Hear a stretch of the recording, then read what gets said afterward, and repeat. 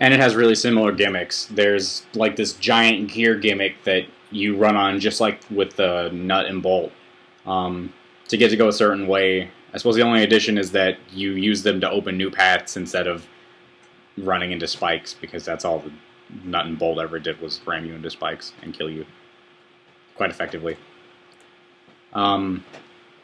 So there's nothing new. It doesn't bring anything new to the table at all. Everything is recycled. From the enemies, there's no new enemies at all. Or no new enemies that I can think of besides. So let me think really hard. No, there are no new enemies I can think of at all. And if they were, I didn't notice any. So they recycled all the bosses. They're all from older Sonic games. Splash Hill Zone. Splash Hill has the original Eggman boss, the very first one you fight in Sonic 1. Except they give him a new, like, spinny smash attack that can hit you, I guess. And then the one from Casinopolis Zone, that's not its name, but that's what I'm going to call it, is the enemy from Casinopolis Zone in fucking Sonic 2. They didn't even change it, except that he grabs you instead of dropping stuff, and he drops you on spikes like a dick. Then there's Lost Labyrinth Zone, which is a combination of a boss from Sonic CD.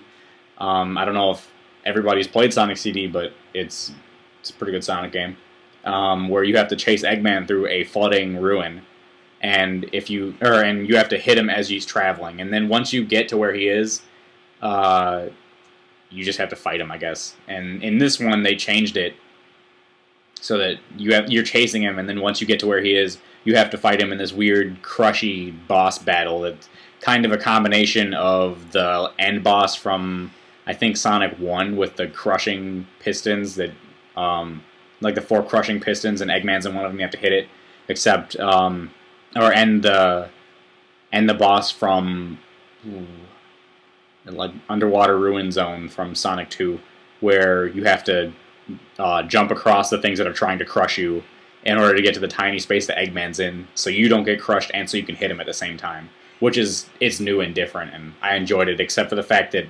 missing kills you.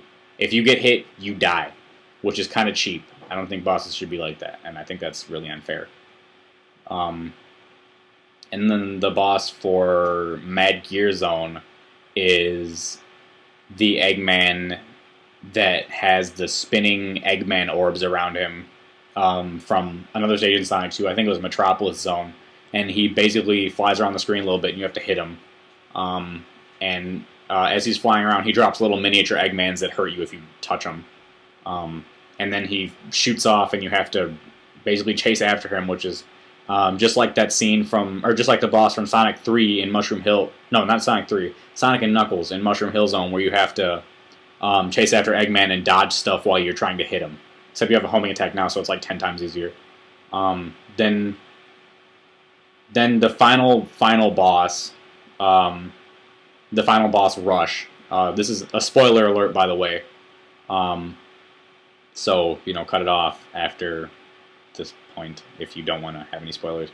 It's a boss rush mode, and then you get to fight a giant Egg Robo mecha, basically, which is, to my knowledge, the exact same boss you fight in Sonic 2. So there's literally nothing new here, except the way you fight the boss, which is a little bit different. It requires more timing and memorization of patterns than anything, because you have to duck at the right point so you don't get stomped on, and you have to jump over his shooty arm so you can hit it back at him later once he starts, like, electrocuting. I beat the game, and I didn't get the special ending because I didn't have the patience to get all the Chaos Emeralds, because I really hate the new special stages. They're awful. They're awkward to play through. And the third special stage gives you a ludicrous time limit that you are expected to adhere to and still succeed in the level. So I basically gave up, I admit, on getting the special stage. I might go back and try to do it again, but I don't think I will. I'll probably just check YouTube for the video, admittedly. But the ending was unsatisfactory. It was just like any Sonic ending, except it took a lot more effort to beat the final boss this time. than it did in the other games, and like an unreasonable amount of effort. There's a huge difficulty spike. Like, it goes from being basically piss easy because the bosses you fight before are really easy to ridiculously difficult because I guess Sega wanted the final boss to be really hard. I haven't played the Supersonic segment, which I'm pretty sure there is one. But the way that Supersonic works is, from what I've heard, I have not done this because, like I said previously, I have not gotten all the Chaos Emeralds. You can basically collect the 50 rings and change in the mid-stage. So I might check that out, maybe, if I can work up the nerve to actually do it. But it takes a lot of work, and I don't think I'll put it in because honestly, I hate this game, and the fact that Sega made it. If you want a good 2D Sonic game that's amazing looking, anyway, since you can't technically play it, look around. There's so many fan-made games that are trumping Sonic 4, and they're just from, like, one guy.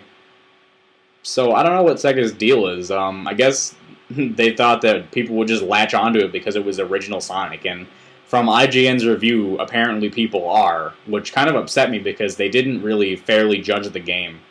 They give a very opinionated review from people that hated the new Sonic and wanted the old Sonic back so badly that I guess they'll accept this.